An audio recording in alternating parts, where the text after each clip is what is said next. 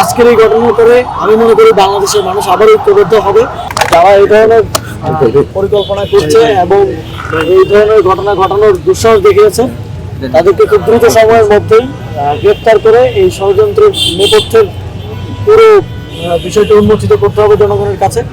এবং এই মুহূর্তে আমি আহ্বান জানাবো সকল রাজনৈতিক দলকে ঐক্যবদ্ধ হওয়ার জন্য, কারণ সকলের মধ্যে বিভাজন থাকতে পারে, তবে একটা জায়গায় ফ্যাসিবাদীরা আমাদের এখন কমন শত্রু এবং তারা যে টার্গেট কিলিং শুরু করেছে, এখান থেকে আমার বিশ্বাস ফ্যাসিবাদ বিরোধী কোনো রাজনৈতিক দলের কেউ টার্গেটের বাইরে নেই।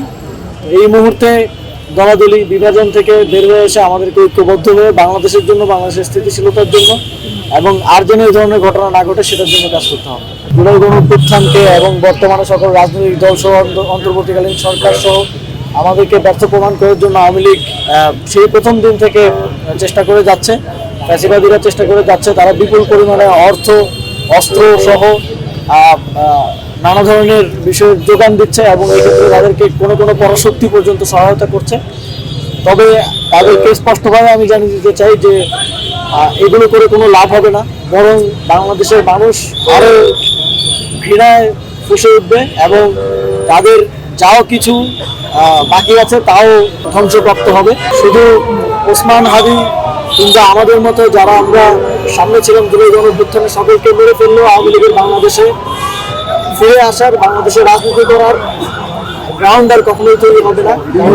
জুলাই গণঅভ্যুত্থানের ফলে 6 বছরের বাচ্চা থেকে শুরু করে এই পুরো প্রজন্মটা বুঝে গেছে যে আওয়ামী লীগ কি এবং তারা কি করেছে, তারা তাদের ভাইদেরকে কীভাবে নৃশংসভাবে হত্যা করেছে।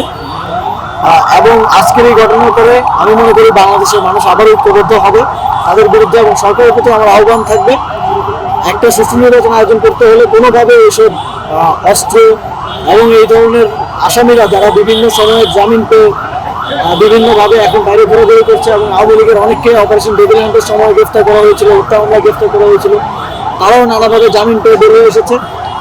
অবশ্যই এদেরকে আবার কারাগারে বন্দি না করে একটা সুষ্ঠু নির্বাচন করা সম্ভব না এবং এটা যদি অন্তর্বর্তীকালীন সরকার করতে ব্যর্থ হয় তাহলে হয়তো হাদি ভাইয়ের মতো আমাদের আরো অনেককে এই ধরনের পরিস্থিতির শিকার হতে পারে।